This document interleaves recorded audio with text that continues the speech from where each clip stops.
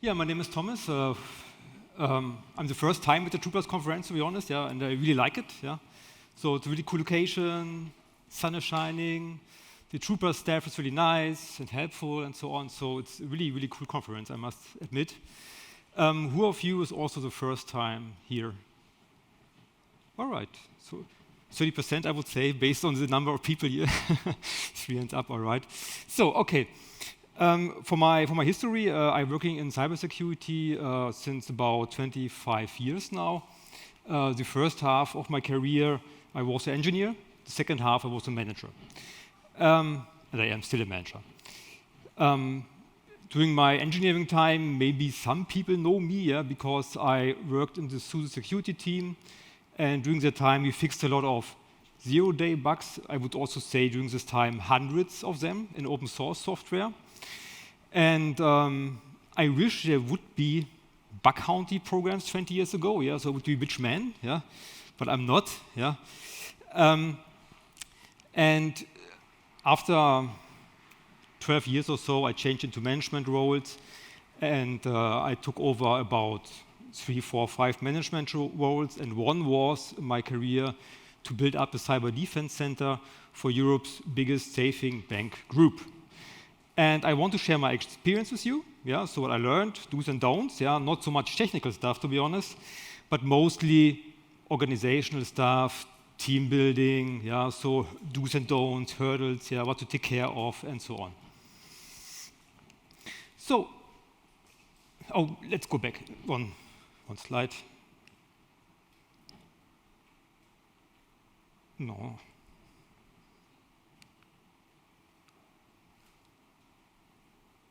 Somehow it's broken. Okay. So first of all, before we start, the title. Yeah. So Cyber Defense Center, yeah, is often a very unclear definition. Yeah. So, and I can only explain it in comparison to a Security Operations Center, to a SOC. Yeah. From my point of view, a SOC is something like more passive. Yeah. So it works on the detection part. That means they get telephone calls, get tickets, get alarms in the CM and so on, and then do something, yeah, react on it. For cyber defense, yeah, it gets more proactive, more responsive, yeah, like having also threat intelligence there, having incident response there, and so on, which is much bigger, much more agile, and has also much more influence into the organization to change things, yeah, like IT setups, network setups, and so on. And where to spend the money, yeah, for example, if they see a new risk at the horizon, yeah, you have to put it into risk management and adapt your company accordingly.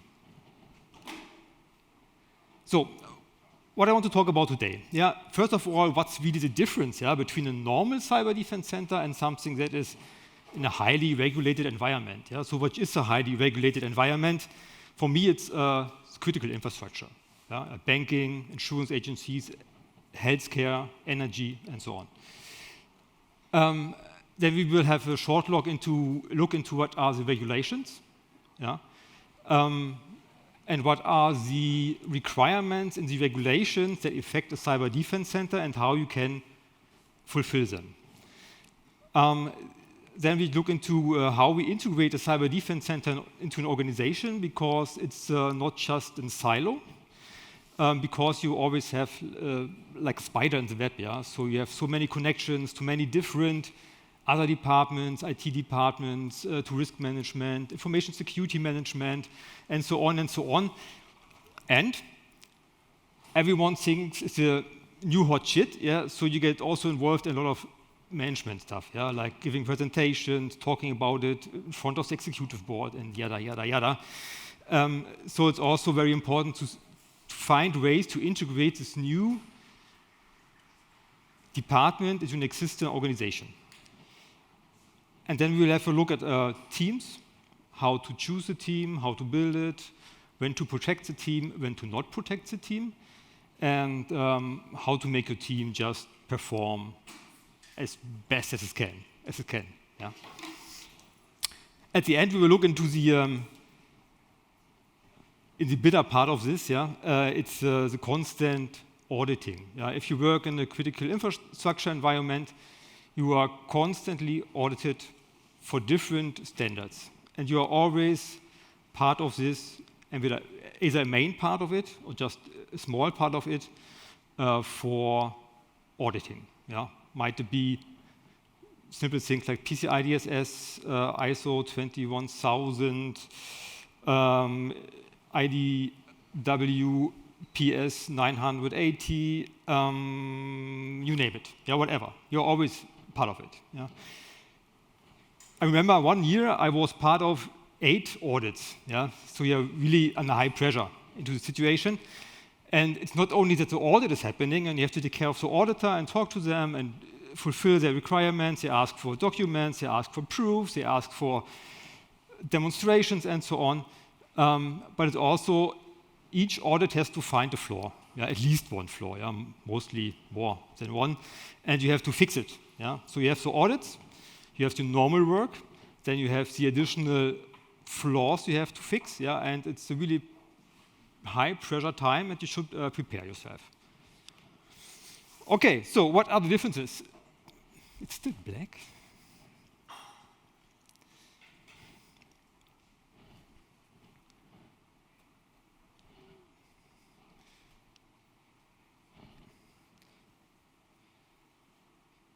Ist das Setup hier, oder?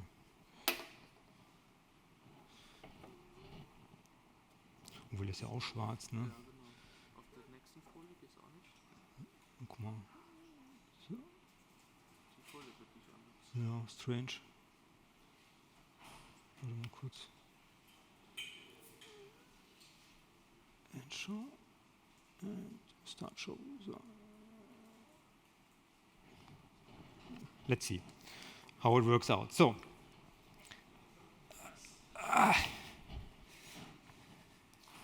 God damn it. So.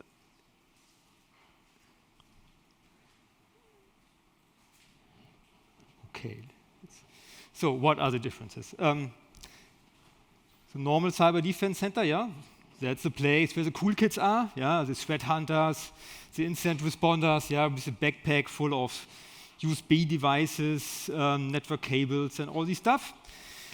And the critical infrastructure, CDC, is where this guy works, yeah?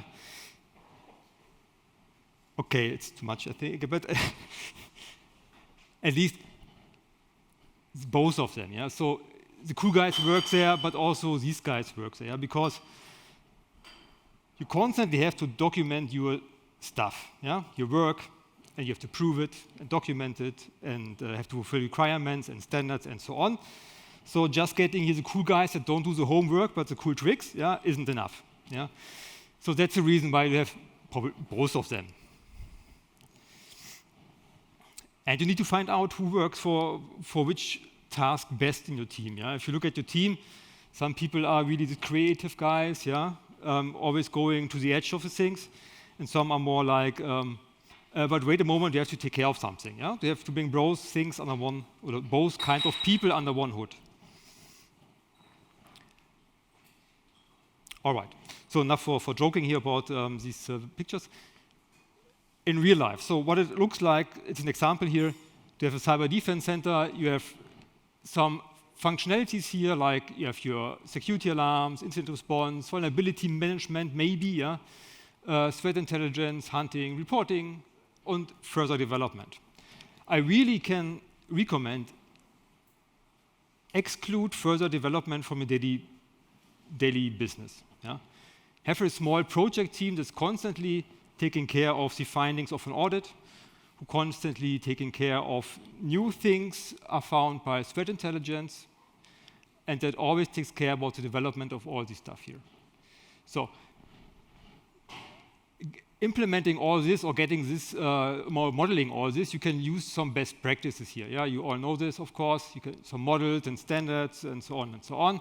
You can use this to build these functionalities. So, but then you're not alone. You're not on an island. Yeah, so you live in a company, and the company also gives you limits and rules, and these are these written rules here. Yeah, corporate rules and policies, work instructions, and so on, processes. Yeah, and SLAs maybe if you have customers or contracts. Yeah. These all give you a framework or a space to live in.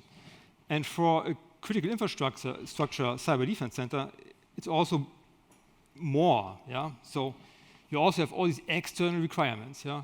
For a banking environment, you have PSD2, Kreditwesengesetz, and so on and so on and so on. Yeah, it's a big thing. Yeah? And all these stuff has to be fulfilled and fit into all this here. Yeah? It's hard work. Yeah? So, but doable. It's doable. So now let's do a quick dive into the most important standards here and how they affect Cyber Defense Center. I will not dive too deep into it because then we can talk forever. I think the most known and the standard is, of course, this here. Yeah, it's the Information Security Management Standard and so on. And it has here, I make here an extract of some requirements that are related to Cyber Defense Center, for example, like protection against malware, logging and monitoring, of course. Maybe vulnerability management if it falls into your CDC. And information security incident and management. Yeah? So if there will be a certification in your organization for this, yeah, you can be sure that you are, because of this, you are part of an audit, for example, yeah, and you have to fulfill it. Yeah, so you have to look into the standard and look what they are wanting from you, and then you have to make your CDC work in a way that it fulfills all these requirements. The good story is almost all standards are doing the same or asking for the same. Yeah, so you can really implement it once and fulfill several requirements at once. Yeah, that's good. For example, PCI DSS. This one here is interesting, of course, especially for banking environment. If you have a cyber defense center there, you have to also take care of your physical isolation, yeah, so that not everyone can enter the cyber defense center. Just the employees that are working there. In addition, you should also have a lab, yeah, and the lab should not be part of your cyber defense center. Should also be isolated and so on. Have their own internet connection and their own data center and so on, where the analysts can test things like malware, etc. All right. So, PCI DSS. There's a new standard, a new version of PCI DSS, which was released this March. But basically, this is based on 3.2, the old version. And it also has requirements that affect the Cyber Defense Center, having audit trails, review logs, and doing incident response, and so on, and so on, and so on. So that is good. Yeah? So you have two standards, equal requirements, and they don't go into much detail. So it's really okay or easy to fulfill them with your Cyber Defense Center into implementing it once, but you have to know what's asked for. The other one is for banking is the Customer Security Control Framework from SWIFT. I think all of you know the bank heist. I don't know where it was directly, but it was the North Koreans who stole 80 million or something like this using SWIFT. You cannot steal money with SWIFT, yeah, not really, yeah. So it's not like Bitcoin or so, but it's a messaging service, yeah. You can say, like something like XML, yeah, you can ask a bank, hey, put please on this account this amount of money, and then we will later balance the open position. So, and that's something you can do. And SWIFT learned a lot from it, and they created these security controls for the customers.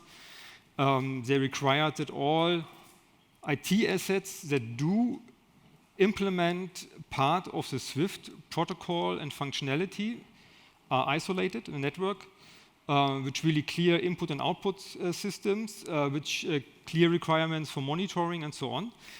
And this is also something that you have to take care of, or maybe not. Yeah, also depends if there is an existing environment taking care of all of this. But if so, you need also to connect to this closed environment to transfer all these alarms and authorization failures and so on that can happen on these SWIFT systems to your Cyber Defense Center, of course. And you also see here the detect and response requirements So, for Germany, we have the BaFin, the Federal Financial Security Authority. I think it's their English name for it. And they released something called MR-Risk, Mindestanforderungen für Risikomanagement, also minimal requirements for risk management. And they also have some other requirements for the IT. One's for the banking IT, BRIT, and for insurance agencies, Versicherung.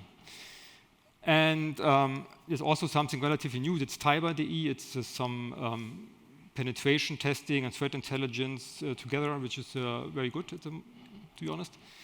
And there are some acts behind it, of course, and so on. And this is the current release. It's released by the Federal Financial Security Service.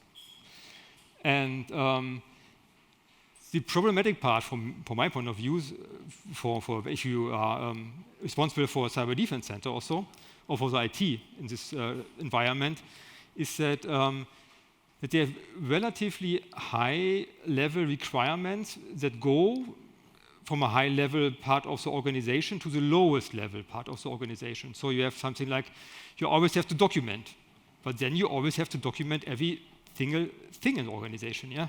You always have to prove something, then you have to prove really everything. Yeah? Then you have to document changes, then you have to document really every change. Yeah? That also means if you just a standard operating procedure, a policy or something like this, in your cyber defense center for your team, yeah, you are not allowed just to have a wiki system, yeah, and type it into there. Yeah, it's all okay. Yeah, you need a document, which some kind of process behind it, yeah, that says these are the changes, they are approved by a manager, then they are signed, and then they are released with some proof that they are signed and so on and become active. Yeah?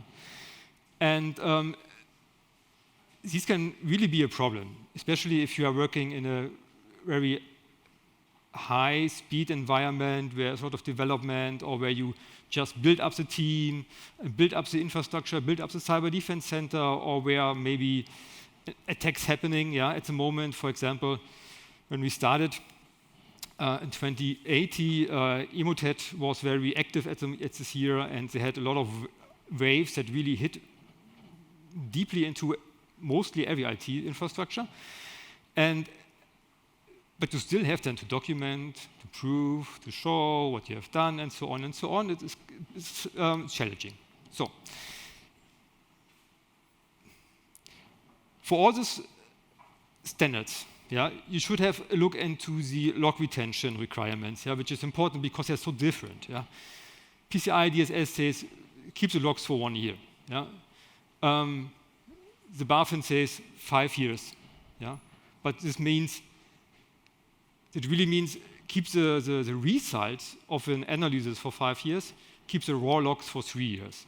Yeah. Swift has very detailed requirements, yeah, for physical access and video images, and yeah, you see it.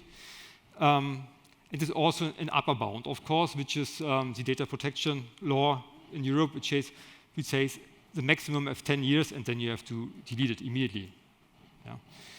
And you can only keep it for 10 years if you have a justification, and you don't have it, yeah, because the maximum year here is 5. Yeah, so 5 years is the maximum if you keep logs in your environment, at least here in Germany. And yeah, you have to take care of it, especially when it comes to scaling your SIEM. Yeah, it can be very expensive to keep logs that long. You have to take care of course, storage. Yeah, then you also have to take care of, for example, if you put these logs just in a backup and you need to look something up which was 3 years ago, yeah, then you have to find a way how to reinstall these backup and make it available to the SIEM and look into the log files. Yeah. And all this without manipulation, all this with documentation about changes and so on and so on.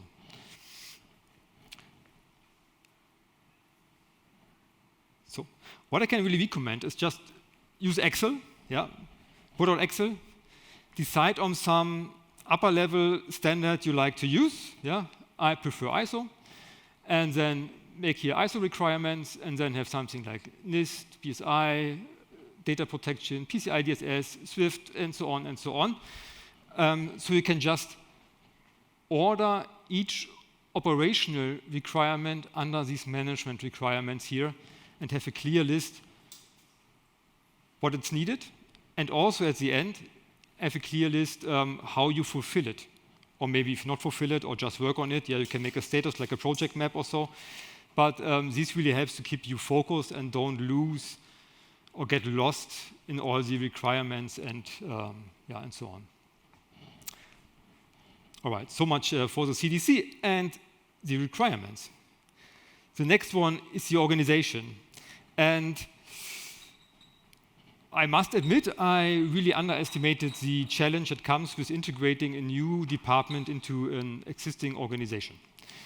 But let's have first a look about organizational structures and organizational management. Yeah?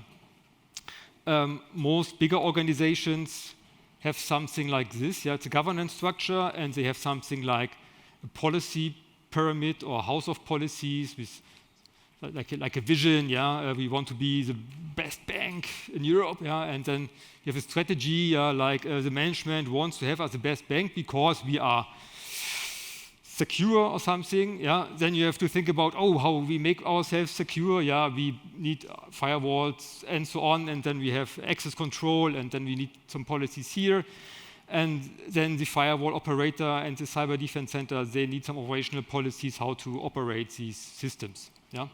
So you have flow from an abstract level of management down to operational level, which is then very specific, of course. And at the same time, for security, there's always something like this. Yeah? You have some risk framework, which is normally located here somewhere. And then you have a program framework like ISO, which is maybe here.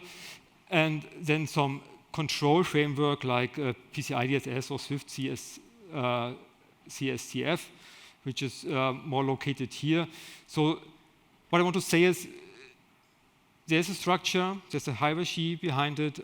You have to know it, how it looks like. It is hopefully there. If it's not there, then you have a problem. Or you don't have a problem, but maybe the organization has a problem then, or the CISO has a problem then. That's something that must be there. So next is the real-life situations, yeah, where things get really complicated sometimes. Yeah? You have to be aware of it and take care of it early on. Otherwise, it can be problematic for you. Because otherwise, the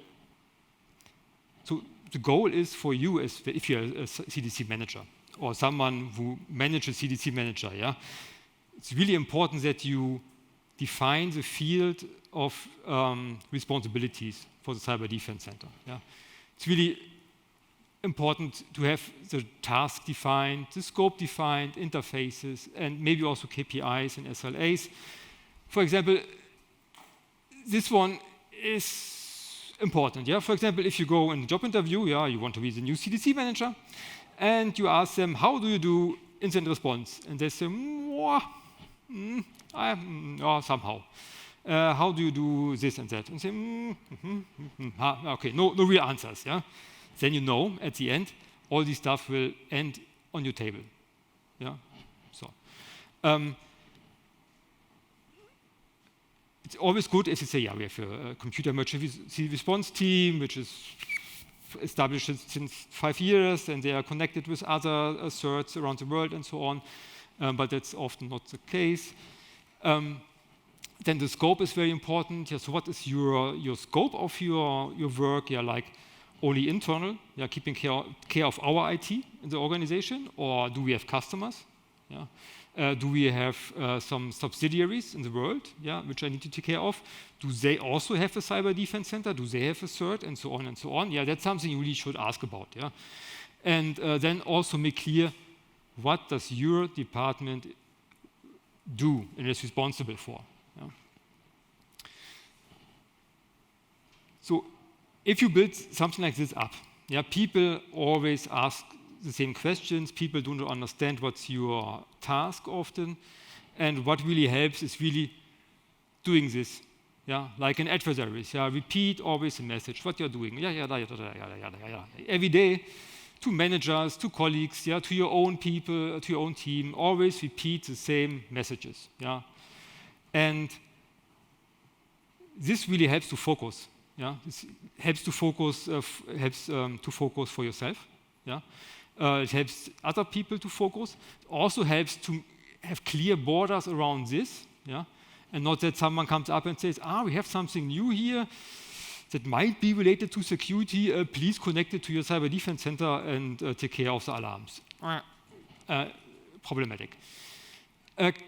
Cultural differences are also sometimes problematic. Yeah, for example, if you work in critical infrastructure, there are much more traditional people there.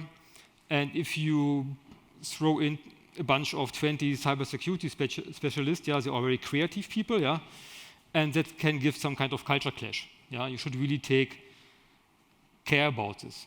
Yeah, the best thing is to talk with the security engineers you have there. Yeah, tell them about this. Yeah, and tell them about how the organizational world around them behaves and so on, that they realize it. Another trap or hurdle, or what you should take care of, is the horizontal relationship in the organization between the IT or the CIO and the CISO. If they don't work together, yeah, you work in an environment which is not useful, yeah, not effective. Yeah. So if you have an CISO and an IT department that don't communicate to each other, that always have trouble, where there are escalations, maybe they don't talk to each other anymore, yeah, then it's really, really hard for a cyber defense center, especially if you are located in the organization for the IT department and not in the information security management department, yeah, but also then, yeah. But it's really complicated then, because you're really a connection point between the information security management people and the IT. And it only works if they talk to each other. Yeah? Otherwise, it's really complicated. Also, something to take care of here is the vertical responsibility. Yeah? For example, if you have a cyber defense center and it's located very low, the hierarchy, yeah? You're lost. Simply, you're lost. Then you talk to your middle manager about, I need this because we have a risk there. And then he goes to his middle manager above him and he says, we need some $1 million per year because otherwise we have a risk. And then the other one says, okay, I need to talk to the executive board. 1 million, no, it's too much. I prefer to buy new network routers or something. I wouldn't like to spend the 1 million there. And then you are lost. Yeah? So you really need either a good middleman who is aware of security and can communicate to the executive board, or you are directly connected to the executive board or to the CISO. Otherwise, you are also lost. Yeah, definitely.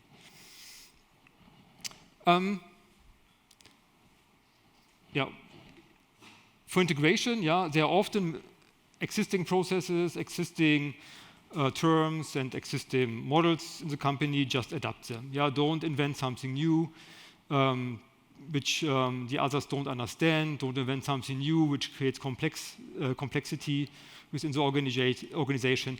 Just use the existing processes, and if something is missing, do it on your own, yeah, and integrate it.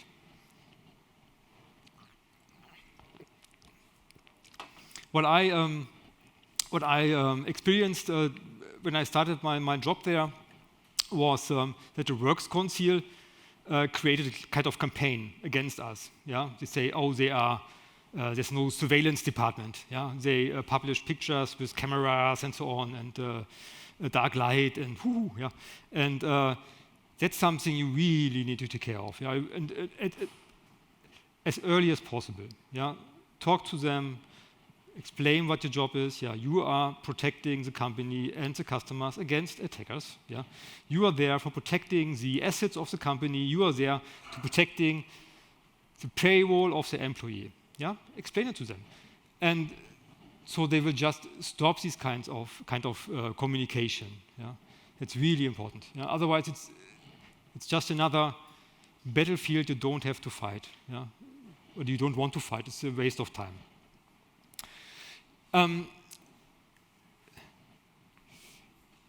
In big companies, the thinking about the silo thinking, so like this is your job, yeah, it's very, very, very strong sometimes.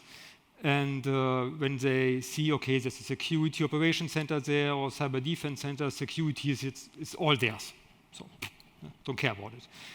But that's not how it can work. Yeah, so you really need to go to the important IT departments, talk to them, talk about what your task is, what your responsibility is, and ask them to come to you, yeah, to come on board on your ship, yeah. Ask them about, hey, we need someone who in your department is very security aware or likes the security topic. Then create a working group, yeah, with all security aware or the security people in the departments. Then you have some kind of virtual incident responder team there, and use this, yeah. Make a movement in the organization, yeah. Pull out the people, yeah. Give them a group name, yeah. Give them regular meetings. Show that to their bosses, yeah. Show the advance of this work, yeah, and show the benefit of these working together. Yeah. Otherwise, you are really completely not lost, but it's really hard in incident response situations. Yeah. So for example, there's a department taking care of Unix servers, yeah, and then there's an escalation call because there is an attack detected there in the Unix environment, and they say, "Oh, security, not my business," or the guy who is on call duty at the moment, he don't know about security or anything. He just the Prinzbuller jobs on Linux or so, yeah. And if you have someone there in the team who is security aware and the team leader knows about this, and he knows what you really expect from them, it works much better. But it's small steps. But again, it's small steps, but every time work on openly and repeated communication again and again and again, and show what's needed, what's there, and so on.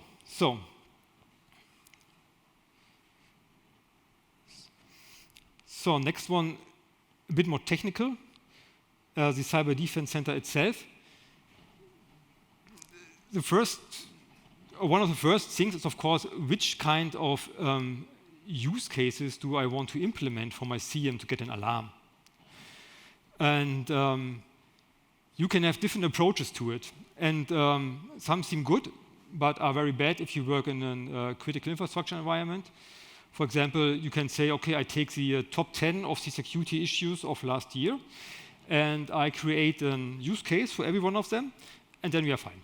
So, but then if an auditor comes, the auditor will ask you, okay, I understand your approach to this problem, but how does it relate to the organization? So what's your risk, your special risk in the organization, and how do you react to it? And then you you have problems, yeah? You cannot explain it mostly. So there are different kind of ways to approach this, of course.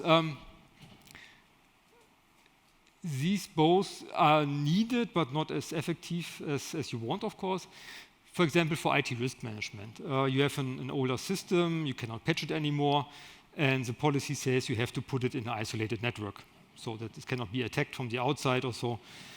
But it can also say that you have to increase monitoring. So that would be a requirement for your organization that comes from the information security management department, and then you can explain it.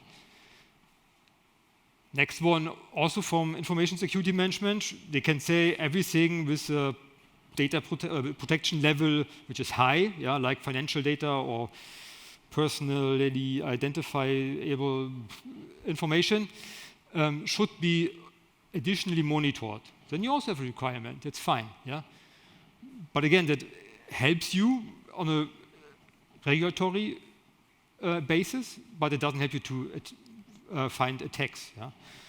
What we did and what works for most audits was we just took the MITRE attack metrics and we defined or just said which threat actors are working in the financial sector or attacking the financial sector, what are their techniques, tactics and procedures, and build use cases around this one.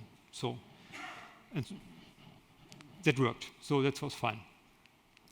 Additionally, you have the cyber threat intelligence team is also can say, oh, take care, there's something new coming. Yeah, so, create a new use case quickly and implement it. Yeah. All this is something you have to document. Yeah? You have to say, that are my sources, that is how we work, and that's how a change will happen in the CM. Yeah? So this is how we introduce new use cases, yeah? And there's a testing process behind it, a change management process behind it, and so on and so on. For log sources, you always have the chance to say, okay, I want to log everything or just want to log what I need, but have then the chance that I missed something. Yeah? The one is input-driven logging, which means you log everything and then you just look at the big pool and say, okay, I need this and this and this, and make a use case of it and then have an alarm, but maybe have then 90% of the data for nothing. And you can say output-driven, yeah, I know my attacks, so I know what I need for logging.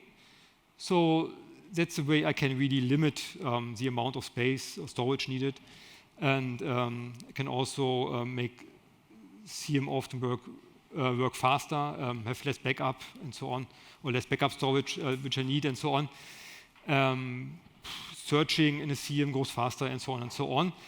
But the problem is if something happens and so there's a breach happening, maybe last year or so, and I just have this data and this is not enough, then I would need more data and I don't have it. Yeah? So most organizations use a hybrid approach, which means for critical systems I log everything, and for everything else I use the output-driven approach, and then it's fine.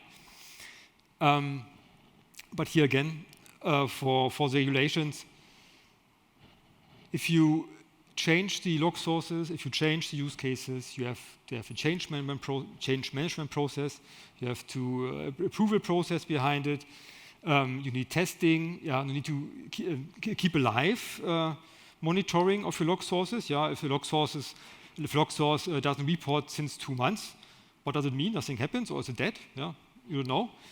It's also a big hurdle or a big failure in an audit if you don't can provide the proof of it. And yeah, that's it. So next one is so you have your log sources. You know what ZM use cases you want to, or CM use cases you want to implement. Then the next step is prioritizing the alarms. And prioritizing the alarms has 2 factors. One is the attack itself, and the other one is the attacked IT asset. We can first look at the attack itself. What I really like is the unified kill chain. I always use the Lockheed Martin kill chain for management, yeah, because it's easier. But really for the operational work, I would always use a unified kill chain. You have the different phases here of an attack. You can really put some priorities here and put some use cases behind it and give them their priority. Yeah? So for example, reconnaissance on a web server isn't that critical compared to command and control traffic you see, of course. Yeah. So that's something from the paper, from the unified kill chain paper here. That's something I would recommend to use. Yeah, you can have here 3 priorities, 4 priorities, of course. Low, medium, high, critical, maybe also a crisis. And assign for every phase in the attack in a priority, so that also every use case, CM use case, has the same priority. And then you also have to do some kind of matching in the CM or so, which says, okay, if there is the Active Directory server, of course, which has a high risk value, then you have to just multiply it, and then you get a new risk value, which gives the priority for the triage in the cyber defense center. Yeah? Or if you have an exploitation on something like the canteen coffee machine, yeah, you can say, okay, it's a bit lower than the Active Directory, and you can also assign then other priority. But that's something you always have to explain, and that's something you always need to base on at least industry standard grounds, yeah, to explain it to an auditor. Otherwise, it says just your gut feeling and that's it. Yeah, that doesn't work. Okay. So next step. This is just an abstract about the task and work in the Cyber Defense Center here. That's something how we started in the past, or very close to it. You have a security event there. For example, it's a backdoor that's detected. Yeah. Then you have a criticality here and an asset protection level. Then you create a priority. Yeah. You have an asset environment, hopefully, in your company, which has the asset protection levels from the information security management department set. And then, yeah, you can set a priority for the triage in the Cyber Defense Center, and then have something like a playbook behind it. Yeah, so the analyst is sitting on his screen on dashboard and sees ping, comes up an alarm, backdoor detected on an internal server. So it's kind of priority high or something like this, and then he will look up the playbook for backdoor. So what do I do now? Yeah, and below of the playbook, there's also some standard operating procedures. For example, I need some PCAPs. Yeah? I ask my network department about PCAPs, yeah? And they know how to do it because it's documented how they have to do it. And maybe the backdoor is on Linux, yeah? So you have a standard operating procedure for Linux, or it's on Windows, and I use the one for Windows, and so on.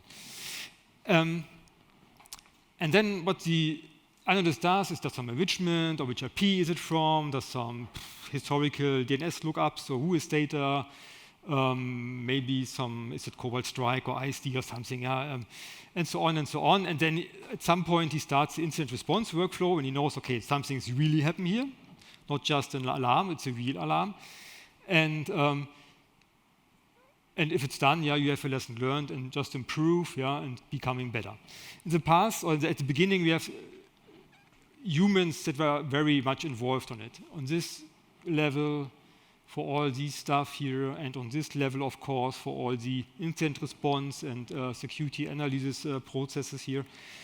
And this is something you can really improve by automation, and you should do it because on one point, it creates less failures, yeah, but of course also less burden for the analysts. Yeah? And as we know, cybersecurity people are not that often on the job market. Yeah? So yeah, you should burn your stuff, yeah, in these kind of situations.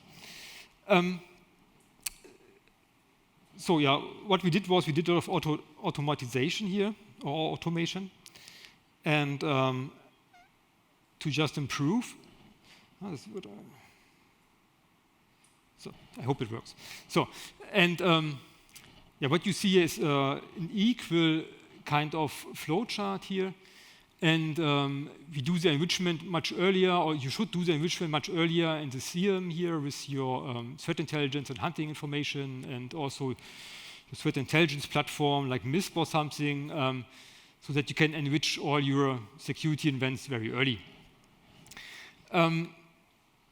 Yeah, one anecdote here. At some point in the last years, the BSI notified all critical infrastructure companies that there is some nation-state attack ongoing. They have a report, I think it was from the Bundesverfassungsschutz, and they send with report some indicators of compromise, so like IP addresses, file names, and so on, which you should look like in your environment to see if you are under attack or are already a victim to an attack of a nation-state actor. And there are two approaches to it. Yeah. So the one is you can just put the IOCs, yeah, the indicators of compromise, into your system, and the other one is to review it first and put it then in. Yeah. Or my team was clever enough to review all the indicators of compromise, and there were several IPs in it, which were update servers from Microsoft. So we removed them and put it in our CM, and it was relatively quiet, to be honest. Nothing happens. A subsidiary, which also had a small cyber defense center, didn't review it. They put everything into the CM, and then all red alarm goes on. And that means working at the night hours, that means working at the weekend, yeah, giving reports regularly to executive boards, yeah, because they were thinking the IP addresses were part of a command and control server from a nation-state actor, yeah, and they are under high alarm at this moment, or at this time. And we realized that, unfortunately, after the weekend, that maybe you don't have removed the IP addresses from the update servers, yeah. And yeah, that's it. And yeah, so much for the anecdote. It's something that works very well in the CM, and I can only recommend, if you work in this environment, spend your money in some kind of digital workflow management platform. Yeah, there are tools out there that automate workflows and processes and are very flexible. Yeah, you just can digitize your playbooks, you can digitize your standard operating procedures. It goes directly, the alarm with the priority, into this workflow management system, and there pops a new workflow up, or a new workflow starts for the backdoor alarm, and it gets directly assigned to an analyst. Yeah. You can also assign parts of the incident response process to other teams, yeah, which works very well. And you can put all your documentation, all your lessons learned, all your analysis, all your artifacts, everything can put into this system.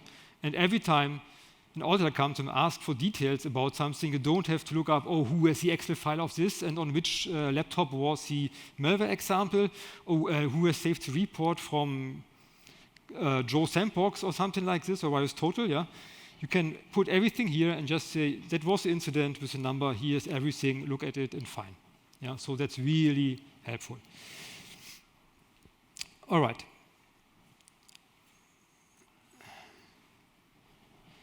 Oh, I'm too slow.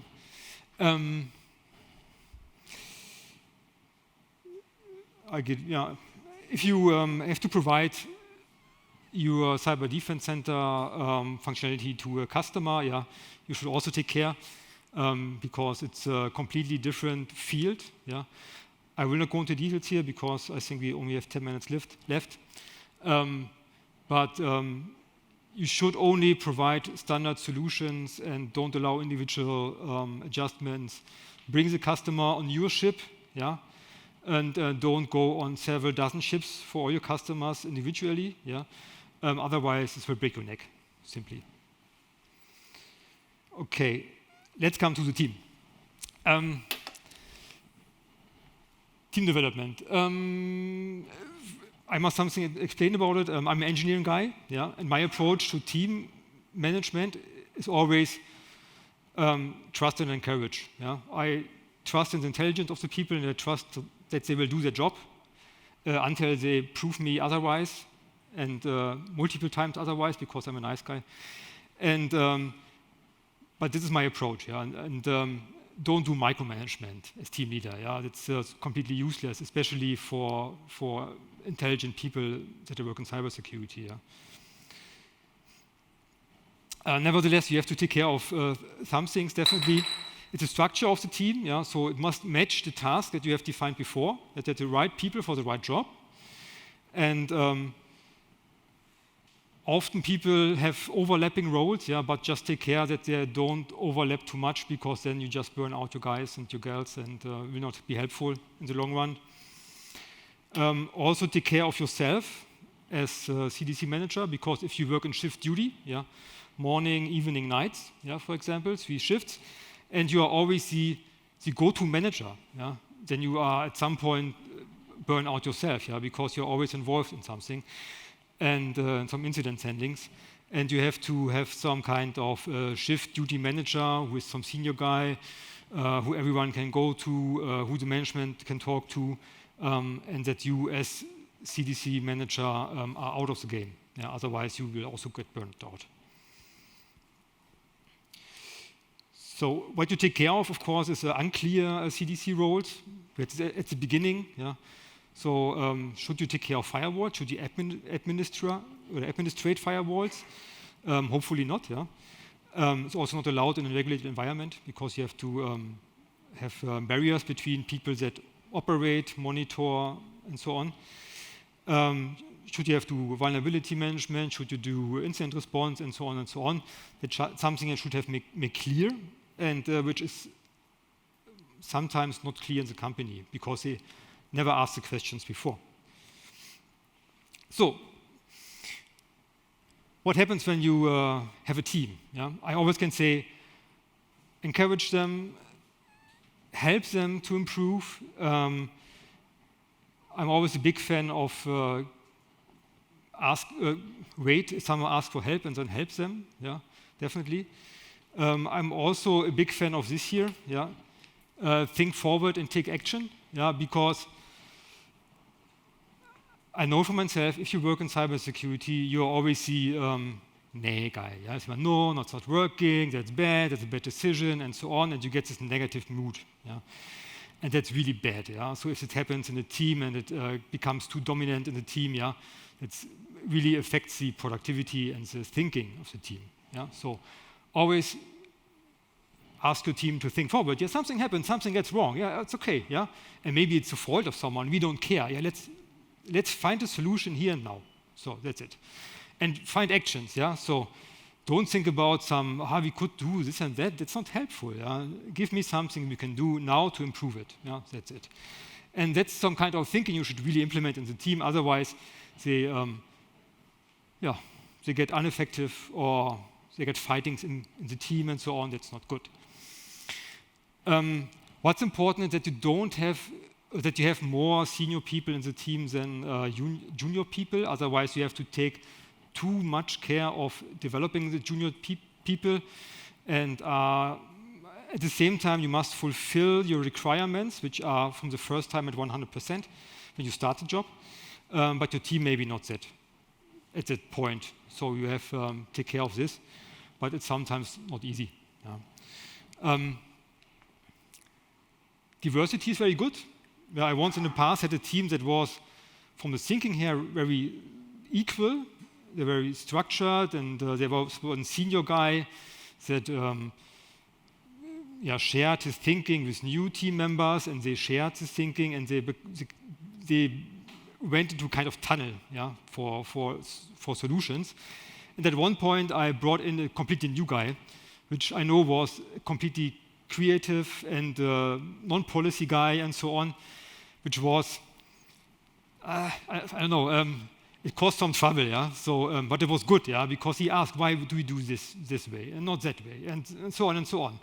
And the people that were already there in the team and they were very rule and policy focused get pissed, yeah, to be honest. And I didn't tell about my plans the team, and that was a failure, to be honest. And after I realized that there was some tension in the team because of it, I told them, yes, I choose this new guy because I see we must change and we are too much we're going the same direction, the same way every time. Yeah, and then it was okay. But that's something you have to learn. Yeah, really take care of people with negative or destructive attitude. Yeah, and talk to them, reflect their attitude or their behavior to them, and tell them what they are doing is wrong, or what their other people in the team think, or start thinking if they are always negative or talk negative about other people. That's really something you should take care about. Also something important, let them really gather experience, yeah? Also the young guys, yeah?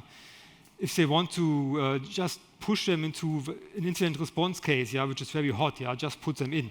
Don't leave them alone, of course, yeah, but push them in and don't say, nah, it's too early, you're too young, or so. Forget about it, yeah. They will try to swim, and they will swim, yeah, definitely. And yeah, let them do other things like hunting, yeah. If they want to read their favorite Twitter account about hunting and say, oh, I want to do that, let them do it, yeah, why not? They will just get a better understanding of how an attacker works and what's important to look for. What happens in teams often is that there are some kinds of groups that are building up, yeah, because people that share the same value and same view of the world gather together. And then you have a team with different kind of groups, especially if you have more than 4 people or 3 people or so. Then we have groups there. And what I always try is pick one of each group, put them together, and let them work on the same task. Yeah? And I do it with another team, also another tech team, 2 people, and another one, and another one, and another one, and another one, so that I break this group behavior a bit. Yeah? It's also very important because one group alone cannot solve the issue, yeah? Because other people have the knowledge in their head, and they need to share the knowledge, and need to trust each other, and to just work together. Yeah, it's very hard, yeah, but if you have low performers and bad apples, yeah, I wrote here transfer them, yeah, so get rid of them, to be honest, yeah. The job is too demanding and to really cover them, yeah. As I said before, the job market is not that good, yeah, but from my experience, the job market is full of people that want to change their jobs, yeah.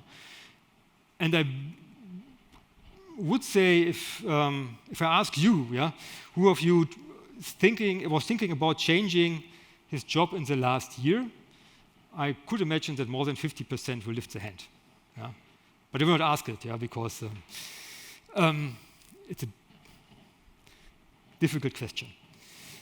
So, but what's important here is to find these people. Yeah? So, for example, if you have a security group in your town, yeah, go there, present your work, present your team, present the teamwork, present your task, that you get in the head of the people and they know where to go when they're looking for a job.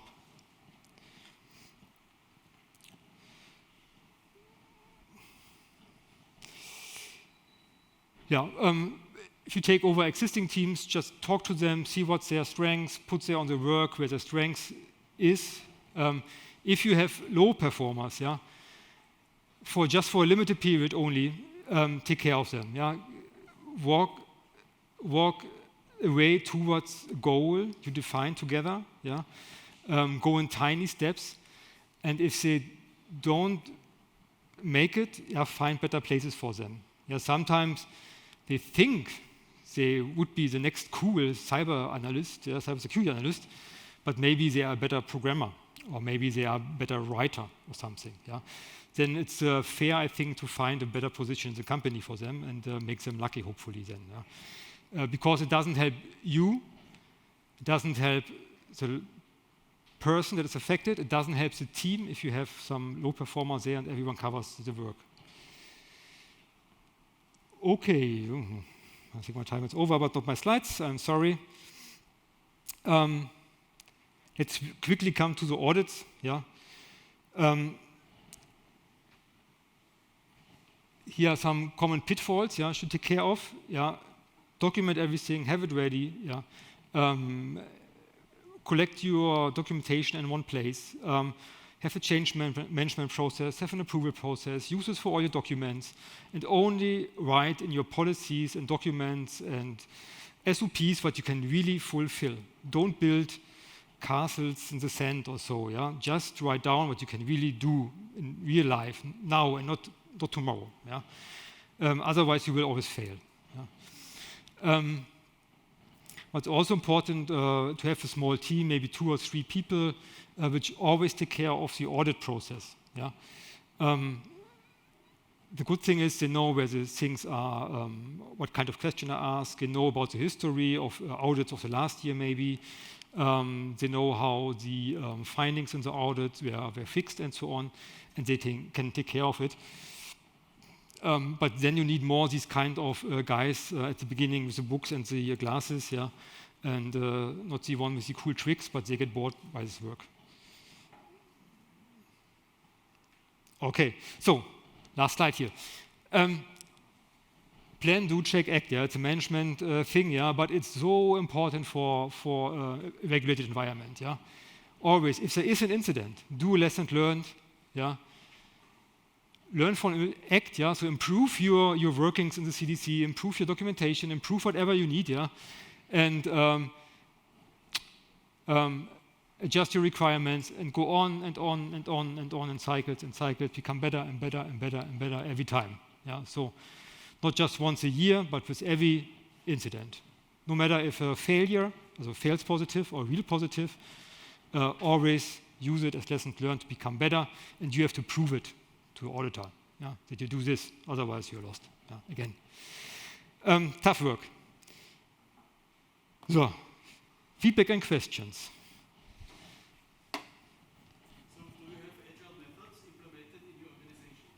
Agile what?